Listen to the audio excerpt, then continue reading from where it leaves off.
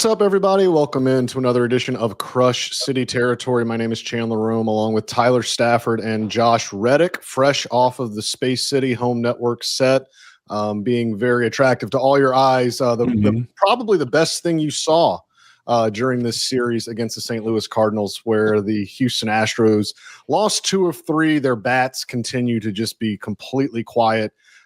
They got good enough pitching in 2 of the 3 games. Framber Valdez did not pitch well in the series opener, but they pitched well enough really in 2 of these 3 games to win it. Instead, they continue what is a perplexing trend. They have not won consecutive games all season. They are 8-10 heading back to Dyken Park where they will play the Padres, who are quite good. It was a tough series for the offense as we discussed, but as we've done these series recaps, we've kind of put them into 2. We're going to do kind of 2 segments here: what impressed us and what concerned us. So we'll start with the positives. Because I know everyone maybe tunes out of these things midway through. So we'll give you the positives to start. Josh, you watched all 3 games pretty intently. You were doing pre and post with Kevin Eschenfelder on the Space City Home Network. What was the biggest thing that impressed you about what the Astros did against the Cardinals? I mean, you have to focus on the pitching. There was hardly any runs scored by this offense, which is what we've been accustomed to so far this year.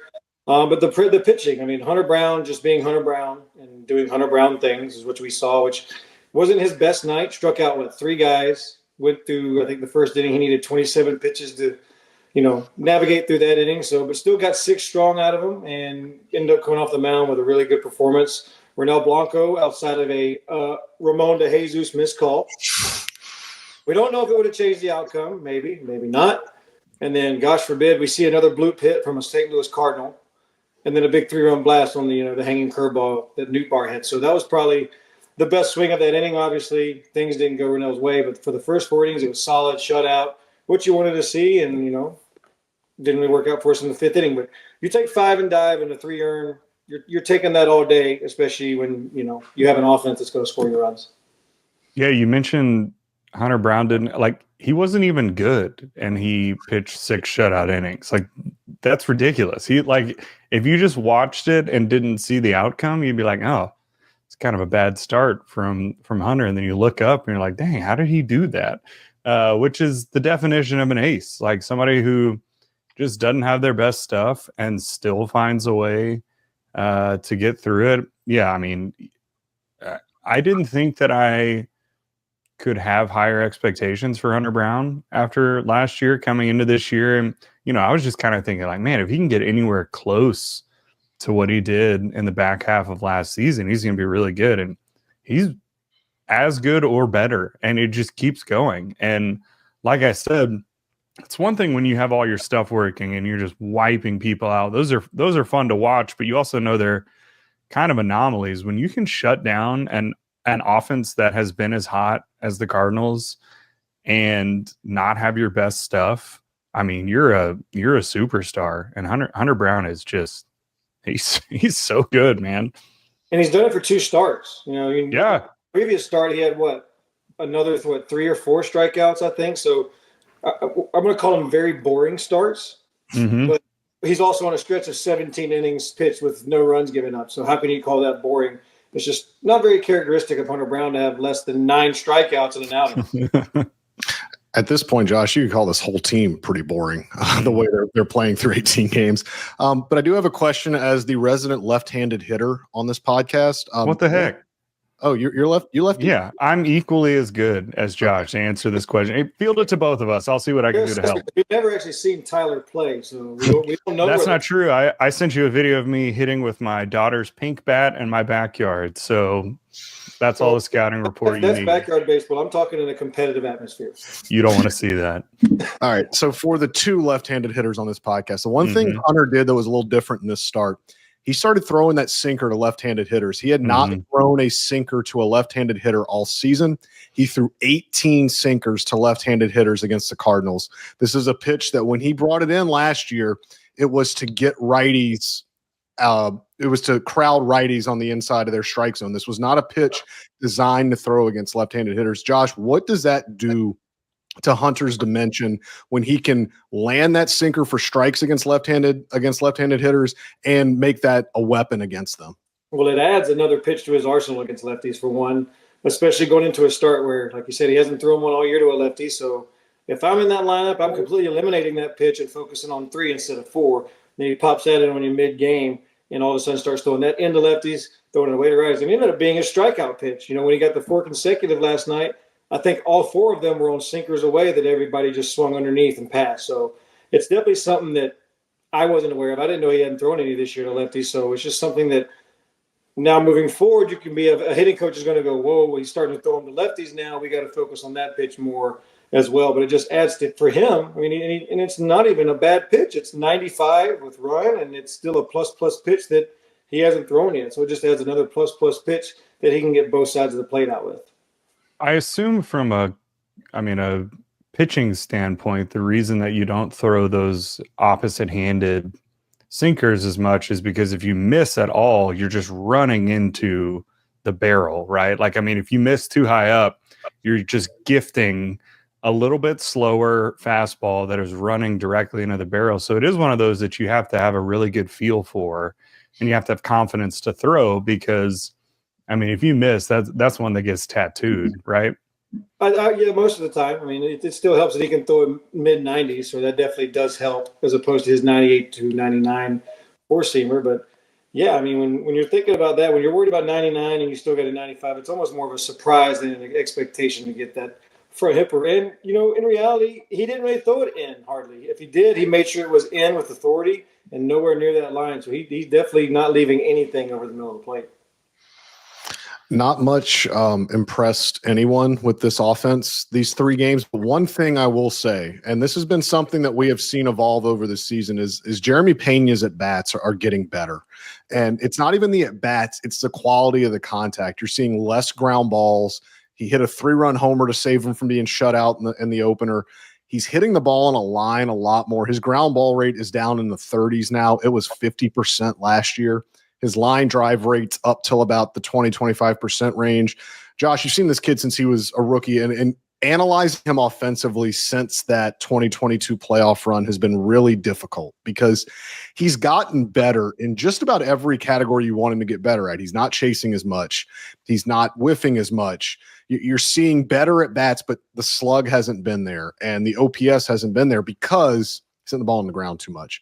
What are you seeing from his swing, and what are you seeing just, I guess, maybe from the way he's quieted down his stance that's allowing him to elevate the ball more? Well, one, it's his pitch selection. You don't see him chasing and waving at those sliders away that aren't even close right now, or for the start of the season for that matter. But his swing is maybe just a little bit flatter bat path. I don't know if I'm seeing more of like the up that he used to have and then flat. It's more of like he's staying back here and staying completely through the zone flat enough. So it's like, yeah, he's never tried to really do too much. He's not trying to pull the ball down the left field line. He's been so good, no matter what he does, at staying up the middle too. In that whole Cardinals series, I don't think he hit a ball to the right of the left fielder and made sure he was staying through the baseball. But the biggest thing for him is the pitch selection. If he's laying off those sliders, it's going to open up a lot more pitches for him to see and a lot better pitches for him to hit because they're showing, hey, he's not swinging at that anymore like he was last year. We got to figure something else out. And we'll get to everyone else in the lineup in a little bit. But what could, if he keeps this up, if he can get, I don't think they're asking him to slug 450, but if he can keep hitting the ball on a line, if he can keep, staying away from putting the ball on the ground, what dimension could this add to a lineup that needs some sort of spark? It needs someone to kind of step up and be a spark. Maybe Jeremy Pena can be that guy. He is, and right now he is pretty much the consistent spark in this lineup. When you look at this last series, he had the most, outside of maybe Jordan, he had the most barrels to bat. I mean, he was hitting everything hard for the most part. But yeah, I mean, wherever you're putting him, you drop him to 2, you drop him to 5, or whatever. If he's going to hit that 5-6 hole, if these guys up there are going to do, it's going to be a big spark because what we're seeing out of the cleanup spot, what we're seeing out of the 5 hole in Yainer Diaz is obviously nowhere near adequate enough for anybody in the middle of the lineup. So if you can have a guy that can kind of, 1, give him protection, and 2, kind of pick them up, it can also help those guys in front of him feel better and saying, oh, man, I got Pena behind me. I don't have to do all this myself, and I can kind of slow things down. They're going to hit. Those guys are going to hit. We're just tired of waiting.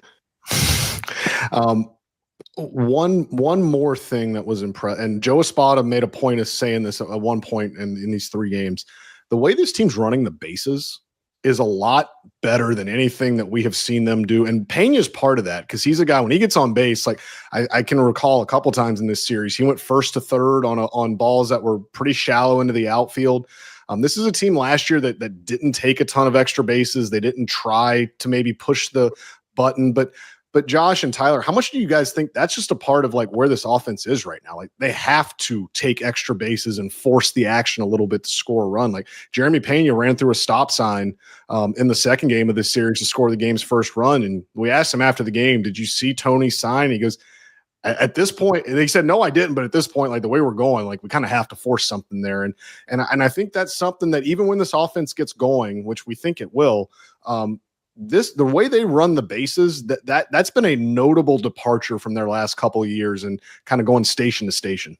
Well, they get so much practice watching the other team run against them, so they better be pretty good at running the bases at this point. Yeah. Wilson Contreras stole a base on the Astros. Easily. Wasn't even close. So did Arenado. Oh man, like the one that is infuriating the entire coaching staff at this point was when Mitch Garver stole a base on them in Seattle. That's pretty bad. During the Seattle, and that is we're now drifting into the concern part of the series, which again that'll be a much longer segment. But so we will talk about what concerned us from the Astros series loss against the Cardinals right after a message from our friends at Foul Territory. AJ, it is time for people to get some new clubs, and to do that, they need to go to their local PXG for a fitting, right? No doubt. I was there today. I've been there before. Last time I was there, they gave me this killer gap wedge. Look at that sweet spot, Scott. It is worn out. That is right in the sweet spot right there. So I went and got new clubs today, new irons. But more importantly, I got this bad boy. I got me a new putter. This is my old putter. It's on order. Yes, that's my putter cover. PXG Mustang putter. Now I'm going to the Allen putter. They talked me into it because I was draining some putts today. Bob, the guy who helped me out, he helped me with my irons. He got them teed up perfectly. But then we went to the putting green. I was draining them putts because that's the most important part of golf. PXG fittings are fun. Schedule your fitting today. As you can hear from AJ, for a limited time, you could save up to 20% on your entire order. Head over to pxg.com/foul. That's pxg.com/foul to save up to 20% on your entire order. pxg.com/FOUL. Restrictions apply. See site for details. All right. This will be the most rhetorical question anyone gets. What concerned you about what the Astros did against the Cardinals for these 3 games? It starts and ends with the lineup, and I'll let you two just kind of you can pick and choose who you feel deserves most to be talked about here, because there's a lot of people to talk about. We can talk about Christian Walker, we can talk about Yainer Diaz, but there's a lot of people here that need to step it up, because this is not a good lineup right now, and if it doesn't get better in a hurry, they're going to waste a lot of this pitching. Yeah, but before we go to concern, I want to throw a name out there that we hadn't talked about. But Jake Myers is doing a fantastic job. Yep. Let's just leave it right there at the bottom of that lineup. But what concerns me the most, we focus so much on Christian Walker, and yeah, he's going to be magnified because he is the guy that came over in the big contract deal. So obviously he's going to be the one who gets more focused on. But it's we talked about it before the show. When you overlook Yainer Diaz, it's so upsetting, because this kid was so good last year at everything in the batter's box, and we are seeing a completely different hitter so far this year. Minus the last 2 at-bats he had today were complete rockets. But this guy is kind of flying under the radar of not getting blamed for a whole lot, when in reality he's a big driving force for this lineup. He looks bad right now. Like, again, Christian Walker's results are not there. He has not been good, and he struck out a ton too, but the at-bats don't look as concerning to me as Yainer Diaz. Looks like he just doesn't have a clue of what's going on right now. I don't know if the timing is off, like if he's in between pitches, if his footwork is messy, but it feels like he's almost doing the thing that Altuve will do when he gets in a slump, where he swings and just like lifts his back foot off the ground and kind of kicks it out to the side. And you're like, what are you doing? Like, what is that? Like, Yainer just, man, it doesn't look like there's a pitch that he feels like he can handle. It's not even like he can sit on one and say, okay, well, if I get a fastball outside, I can do something with it. It looks like every pitch he's deciding halfway to home plate what he's wanting to do in that at bat. And it just, it is rough to watch right now. That doesn't mean that it can't get better, but it can only get better. It can't get. I mean, it hardly can't get any worse. Tyler, you comped him to Altuve, and it's not a direct comp, but the thing those two guys have in common is they have an innate ability to put the bat on the ball. Mm. That's why Altuve, we can get kind of weirded out when he swings so much, but it's because he can make contact with just about everything. Yainer Diaz is the same way, obviously not as refined as Altuve and doesn't have the track record, but Yainer is a guy that he's willing to expand because he knows he can put the bat on the ball. He knows he can hit pitchers' pitches. He knows he's a bad ball hitter. He can hit bad pitches, so to speak. Josh, where is the balance he has to find in that of when he's slumping like this, not swinging out of his shoes and understanding that he's got to use his bat to ball skills to his own benefit and pick better pitches to swing at? It's got to be with his approach and what pitch he's looking for. I mean, you can't go up there trying to hit all four at any given moment. You've got to go out there and, I said on the pregame today with a guy like Matz, it was very easy. Not very easy. Take that back. It was easier to plan and prep because Matz was a fastball changeup guy. That's pretty much 80% of his pitches. You're going to get a sinker or a changeup. So you pick one of those and you sit on that all day until you get the one you want. And you put your A+ swing on it. And if you don't, then you move on. If you don't get any pitches that you wanted, you move on. But there's got to be a part of the game for him where he kind of shrinks everything down and doesn't expand too much. He's got to look for that one pitch and the one spot that he's looking for.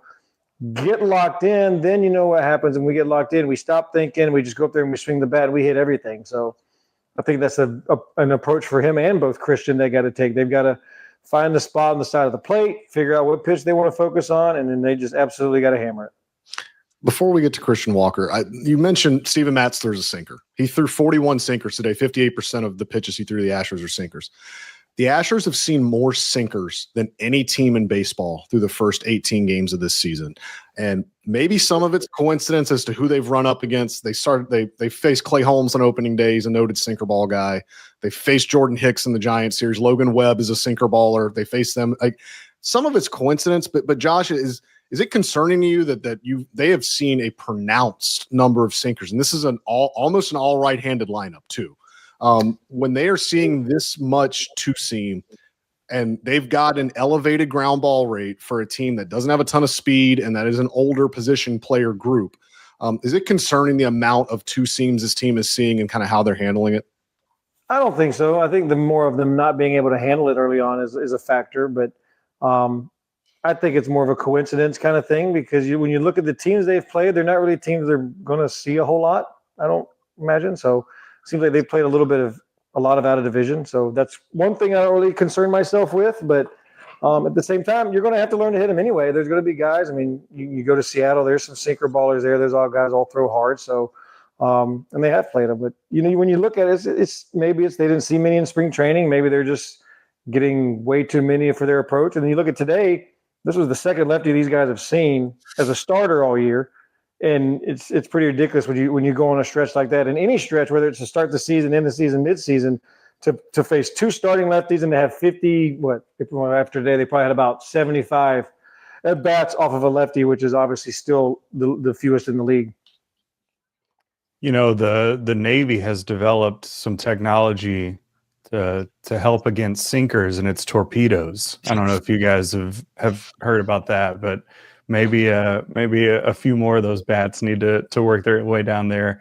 I've said that for over a week. Mm-hmm. Try something. You don't have to stick with it all year. Get it to get you going, and you go pick up your bat and get back at it. So we talked about Yainer, just does not look good. Christian Walker is the other one. And Josh, as you watch him, look, I watch a lot of baseball, but I am dumb as to why things on a baseball field happen. Why is Christian Walker not able to hit a baseball right now? What is happening? I think from what I'm seeing, he is letting the ball get way too deep into the zone. And therefore not being able to generate bat speed to get to the baseball. And Chandler, I'm going to share our little text message earlier from, asking what it was about. And it seems like that's what he's trying to do, is try to see the ball better and shoot it the other way. But he's so good at going the other way without trying. He's always been so good at thumping the ball that way and getting out in front of the baseball. Look, he's going through it as well. He's getting some, as we saw today, some very questionable strike calls against him. But that doesn't oversee everything else that's going on here, because there's just no power. There's no drive behind the ball. There's no backspin. Everything he hits is either on the ground or straight up.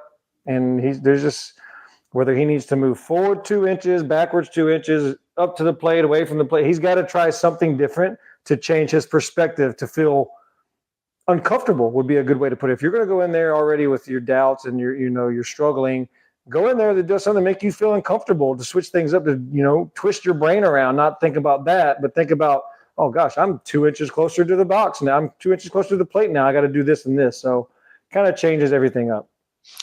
The text that Josh was referencing there, and it's now up on The Athletic. I talked to Christian Walker before the game today, and he said he chased so much to start the season that in an attempt to stop chasing, he's letting the ball get a little bit too deep on him. And that's what Josh is referring to here. That the ball's getting a little too deep on Christian Walker. The contact point isn't where he needs it to be, and the result is what you've seen. And it's tough to look. We've only seen Christian Walker now for 18 games. Like, we don't know a lot about him, but watching him on the field, this is a guy that wears it. Like, every unproductive at bat, like, you can just tell it's grating on him, and you can tell that he's really, really going through it at the moment. And I don't know what the solution here is, because I asked Joe Espada after the game today whether it was time to consider shaking up the batting order in some way. Christian Walker has taken the most at bats on this team with a runner on base. He's taken 35 of them. He's 5 for 35 with 5 singles and 15 strikeouts. If you want to know why this team isn't scoring runs, that's a foremost reason as to why. The problem, Josh, is that they came into this season knowing that Yainer Diaz and Christian Walker were going to hit somewhere in the top 5 of their order. Like, there's no one else in this order that is begging to hit cleanup. And you can say Jeremy Pena, and sure, that would help a little bit, but like, somebody's got to hit behind him. Like, if you hit Christian Walker right now behind Jeremy Pena, what kind of pitches is Pena going to see? It's a tough situation right now for Joe Espada, because again, you're still in that small sample size window right now. Christian Walker doesn't even have 100 plate appearances yet. There's still time to get this turned around, and you do want to show some faith in a veteran too. Christian Walker's been quote unquote on this team for 2.5 weeks. I know they had spring training, but he's been in the regular season for 2.5 weeks. Moving him out of the cleanup spot after 2.5 weeks, it's probably not the best way to show some faith. But at this point, like, I don't know how much longer they can keep it going of those two guys hitting back to back. They've hit back to back 8 times in 18 games this season. That's just not going to get it done. No, it's almost been automatic 2 outs when you look at it that way. I love that. I love that you asked that. But he immediately shot you down about switching it up as well. So I was kind of baffled at that. It's something that I think needs to happen. Whether it's, you don't have to take him out. You're not moving him out of the cleanup spot for a month or permanently. You're taking him out for 5-6 games at the most, getting different feel. Put him in the 3-hole. Shoot, if you're worried about taking him out of the middle of the lineup, just put him there and change his perspective, change his thought process. I'm going to hit in the first inning. Okay, boom, I'm already ready. I don't have to worry about what if I'm in the 4-hole. But I think a well-timed off day, not just an off day away from the ball. I'm talking about like in the ballpark off day, hang out with the boys, hang out in the cage, watch some video, just absolutely shut down for 7 innings. About baseball, just take that rest, because the off days at home are completely different when you get an off day at the ballpark. You're still thinking baseball, you're still running stuff through your mind, you're talking, but you're talking to everybody. You're talking to all your hitting coaches, you're talking to your manager, you're talking to your teammates, things that you can do during the game that you're not regularly going to be able to do when you're in the lineup. So maybe that's what it is. Maybe give him a little off day, depending on what the pitching matchup comes up here soon. Give him that off day. It's and it's always going to be, it can't hurt you anymore than what's going on right now. The pitching's not going to get easier because they get Dylan Cease and Michael King in this upcoming Padres series, and Kyle Hart, who's been really good as well. I was frankly stunned that Christian Walker played today because it lined up for today to be the day to give him off. It was a 12:15 first pitch in St. Louis after a night game yesterday with an off day tomorrow. They could have, maybe done it they would have given him 2 off days in a row. Could have given him off today at the ballpark and then had a normal home off day tomorrow and then have him back for Friday.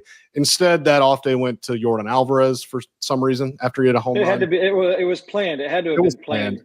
It was planned. Yeah. And I know fans struggle with that, but they plan these things so far in advance, guys, that short of, I think if Yordan would have hit 3 homers on Tuesday, he would have probably been in the lineup on Wednesday. But these things are planned so far in advance. It's hard to pull the plug so quickly. He also played left field in game 1 and had to run a mile because Fromber got lit up and there were fly balls in left field every other inning. But he ran a lot in left field. Tired. Yes, and they've got to keep him healthy. I know he's been struggling a little bit relatively to start the year, but they've got to keep him healthy. And I like the Michael King off day. That makes the most sense. Let him battle Cease. Cease is struggling. Kyle Hart is 2-0, but he's got a 5.5. So give him that lefty, give him King off, and then let him come back out. Give him a little midday series off. But we'll see. And I mean it's hard to and Dusty Baker did the same thing, and I don't want to. It's going to be tough for Astros fans to square these two gentlemen separately, but this is kind of what Dusty Baker did with Jose Abreu in his first year. When we saw Jose Abreu come out of the gates in 2023, and he was really struggling. Dusty stuck with him in the cleanup spot for, I think, longer than a lot of people would have. And part of it was this was a veteran. They knew the track record and it could get back. So I would not be surprised to see that maybe repeat itself here because like Tyler, the bat speed numbers are good. I know, Josh, you're watching him and he looks late and the bat speed's not, but the bat speed numbers on Baseball Savant are in the 75th percentile of big leaguers. This does not look like a guy that's in decline. This looks like a guy that is just fighting it right now. And I'm sure there's a lot of mental stuff going on. He just signed a huge contract by Astros standards. He's the centerpiece of their offseason. He wants to prove himself and he wants to announced his introduction to be better than this. And I know that's got to be grating on him. It's probably as much mental as it is physical. Oh, gosh, yeah. I mean, what was not worried about coming into the season is definitely something putting in his mind right now with I'm the new guy, I'm the main guy, I've got to do this, yada, yada, yada. But as we all know, that's something that you can't do. I mean, that's just easier said than done, obviously, but there's just got to be a way where he can keep that thought out of his mind and just go out there and play like he has been playing for years and years and years. So we all know it's there. He knows it's there. We've all been there as players to where you feel like it's never going to end, and then one day it finally ends, and all of a sudden you're going to go on, a week streak of just absolute raking. And all that hard is just waiting. The hardest part is just waiting for that stuff to come out because with social media being the way it is, if you're on it, you can read 9 million things a day about how good you are, about how bad you are, about how much somebody hates you one day, and then next Tuesday they're tweeting how much they love you. So it's a whirlwind of emotions, but he seems to have a good head on his shoulders. You don't see him – I don't see him on the TV, blowing up, throwing helmets, breaking bats. As a fellow person who's done many of that in my career, I would guarantee I would have broken several bats already in this year. And even on the close calls, guys in these ruts could, blow up on close pitches. He just calmly went up to Ramon today, said, no, that ball's off, can't call that, and walked back to the dugout.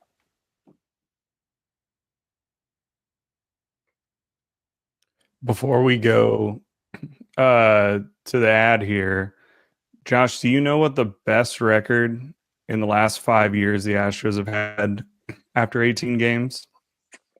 Oh, gosh, I saw the stat up the other day, and it wasn't 17, it wasn't 19, it wasn't 20. So from 2020 on, what do you think the best the Astros have been after 18 games? I know it's under 500. It's 9-9. That's the best they've done. They're basically 8-10 every year with the exception of last year, and then 9-9. But yeah, they just, for whatever reason, tough coming out of the gate. I don't know if it's, they're playing in October every year, and so there's just not any juice at the beginning of the year or what, but this team just starts slow. And so I say that to say it's not fun watching an 8-10 team, but it's also not indicative of what the whole season is going to look like. Really, you just got to not dig yourself as big of a hole as you did last year, because the Angels are not going to be holding on to the division for too much longer, I would imagine. That's probably not who you're going to have to worry about. But you can't get 8 games back of the Mariners or the Rangers this year. The talent gap is just, it's not wide enough to be able to make up that. So my suggestion is try winning 2 games in a row and then kind of see where it goes from there. What's 15 games, 14 game stretch of win loss. Yep. Mm-hmm. It's been pretty incredible, and who knows? As a famed manager once said, you win one today, you win one tomorrow. It's called a winning streak. It has happened before. Let's hear from Foul Territory, our friends at Foul Territory, one more time before we come back with an interesting hypothetical, an interesting what if, what could have been in the 2025 Astros. But first, let's hear again from our friends at Foul Territory. Todd Father, I'm looking for premium clothes at an affordable price. I want it to fit nice. I want it to make all the features that we want to point out look nice. And I want softness. Yes. What do I do?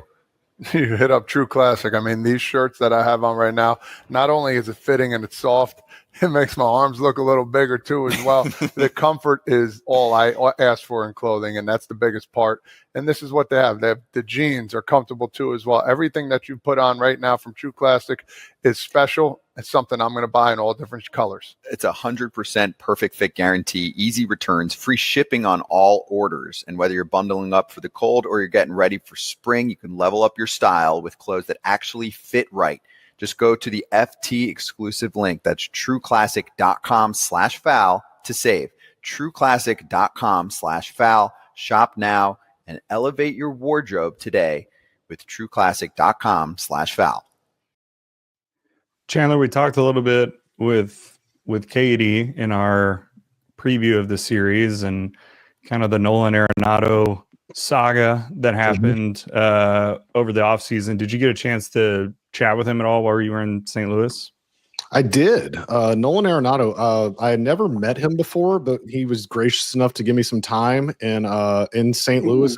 Very personable guy. I very much enjoyed my conversation with Nolan Arenado, who gave a little bit of indication as to why he told the Astros no when they had an agreed upon trade for him. And I have part of the story pulled up now. I'll read a couple of his quotes directly, and then we'll talk about him. Basically, the gist of it is Nolan Arenado got a little weirded out by the Kyle Tucker trade. And he said, Tucker is one of the best players in the game. When you see a team trade him, 99 out of 100 players would probably be wondering, what does that mean? That's the question I asked myself. And obviously, if I went there, Bregman wouldn't have been going there either. That's another player. And then he went on to say, I respect the Astros because they can't just wait for me to make my decision. They have to move on and they have to make their team better, which they did. They got Walker and they did some other things. I can see how it was taken as no, but they know I didn't say no. It was more of, I need to see how this all plays out first. Well, he did say no. Like, let's not beat around the bush here. He did say no. It was interesting to hear how he reacted to the Tucker trade, because I think that's how a lot of people that maybe aren't in the Astros vacuum bubble fan base reacted. It's like, why would you trade like the best player on your team when you still have your championship window, or you claim that your championship window is wide open? And, Nolan Arenado wasn't going to go somewhere where it was questionable whether they were going to contend. This is a guy that his birthday's today, actually. Happy birthday to Nolan Arenado. Sure is. He turns, I believe, 35 or 34. 34 today. His career is nearing its twilight. He's looking for a last run of sorts to get to the playoffs and to play championship and contend for a championship that he hasn't had yet. He wasn't going somewhere where that was in doubt. And I think probably, he looked at that and wondered, are the Astros serious contenders? Are they going to seriously contend for the sort of championship that he wanted to contend with? And Josh, I wonder what you thought of those comments. I wonder what you thought of his overall view of the Tucker trade and why he told the Astros no. That's pretty much what I'm hearing. It makes you seem like, well, if you're going to trade Kyle Tucker, then you're pretty much not focused on winning. And that's how he came out to say it. Like, if if your team's trading your best player, then obviously there's something going on there where you're kind of taking a step or two back. And I can see where he's coming from on that front. And, with the Bregman comments, kind of a different option because it's not like they let him walk away. He, obviously chose to go away with his free agency. But yeah, I mean, it just makes sense because, like we said, for me personally, I didn't think the Tucker trade made sense looking back because he still had that control over him. And then, if you didn't contend, then Tucker's going to put up his numbers anyway, and then you could probably get a bigger haul for him. But that's neither here or there to talk about now. But I'm with Nolan's comments. Yeah, I completely agree. If you feel like you don't have the best chance to win, then if it's not right for you, then it's not right for you. And unfortunately, this fan base has to be the fan base to wear it. But in his comments also, it's not like he gave up complete hope that it can happen. So he definitely left the door open. It's not shut on an Astros trade yet. It's open, but not by much. Yeah, I mean, he also is well aware that, the Cardinals are not planning on being in contention this year. They want to trade him. So as the trade deadline approaches, he's probably going to have, multiple options of where he can go and a team that has already put in half a season of baseball and can kind of tell, okay, they're going to the play. He wants to play in the playoffs, which as a longtime veteran is, as we've talked about, one of the best defensive third basemen of all time. He has the right to do that. And so if I were in his shoes, I think I'd probably do the same thing. Look, the Astros just traded their best player. Bregman's not going to come back if I sign here. Is my situation drastically better to go now, or do I wait until July and maybe have a chance of, you're never thinking this, but look, a playoff contending team can have a third baseman get hurt or struggle and need somebody, and all he has to do is step in, hit sixth, and play good defense, and maybe take a ride to the World Series. And so makes a ton of sense for him. I don't know why he'd ever do this, but it should be noted too that it was out there, and I can say that this is a fact that Nolan would play first base if the right opportunity presented itself. Now, he is the greatest third baseman of his generation. I'm not sure why any team that acquires him would put him anywhere but third base, but I'm just saying that is something that is an option here. And also, like, I don't think Astros fans had a bad opinion of Nolan Arenado because he said no. I don't think it was one of these things where they vilified him, but it also should be known that he did put the Astros on his list of teams, his preferred list of teams, where he's told John Mozeliak, like, I will waive my no trade clause if you trade me to teams. However, he submitted that list of teams before they traded Kyle Tucker. So it stands to reason. Like, I mean, I'm just speculating here. This is just me reading between the lines and making an informed guess that if he'd have known that the Astros were going to trade Kyle Tucker, probably wouldn't have been on that list. No, I can imagine not. And, look, there was some reporting that they re-engaged, late in spring training. And there were a couple phone calls lobbed back and forth, but it was never a serious thing. I think where Alex Bregman ended up was really going to be the ultimate kind of deciding thing here. If Bregman would have gone to Detroit, I can say with almost certainty that Nolan Arenado would probably be in Boston right now.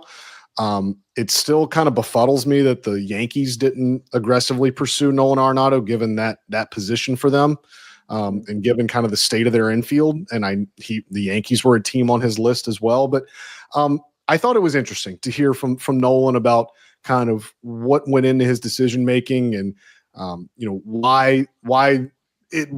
Look, he can say all he wants that he didn't say no to the Astros. He did. He said no, but the way he views it as, he just said, I need more time. I want to see how the offseason evolves. I want to see, what you guys end up doing before I say yes. And then 2 days later, they signed Christian Walker. and it was like, all right, well, I guess they're out. So you can't blame them. Everybody has to move on at some point, and like you said, you can't expect the Astros to sit around and just wait for him. So they obviously had Walker on their radar in case this didn't work out. I'm sure they really were envious when he went 3 for 4 with 2 doubles and a home run in the series opener, because when's the last time that they've had 3 extra base hits in a game? Probably not recently. But Nolan Arenado got them September. All. Yeah. September, not at home because they can't hit at home either. It's been a struggle for the offense, and who knows, I don't think the Padres are the team that you want to run up against as a struggling offense or as a struggling team in general. That's going to be a tough matchup. And then you get the Blue Jays right after that. Like, this doesn't let up. Like, they go Padres, Blue Jays, and then I believe the Tigers come to town. And if Tarek Skubal's lined up to face you, then that's no fun. Neither is that bullpen. Neither is AJ and the way he's going to manage those games, because we know AJ likes to manage against the Astros. He turns up the intensity when he's managing against the Astros. But why? What happened? I don't know. Something happened. But as Tyler said, it's early. They're 8-10. As I wrote in the story about Christian Walker, like, one good weekend from him can make his numbers respectable, and we're not talking about this anymore. But this is the sample size we have to judge. These are the 18 games that we have to analyze, and the Astros, quite frankly, have not played very well. But they're 8-10. Like I said, they win a series against the Padres this weekend, and they're back at 500. And then you kind of go from there. But we'll see if they can capitalize on that and get some momentum going. Maybe getting back home will help them. We'll see if they can do that. And if they do, we'll keep you updated on Crush City Territory. You can rate and review us on Apple. Please give us a 5-star rating and a review. You can subscribe on YouTube to the Crush City Territory YouTube channel so you can get notified whenever we go live.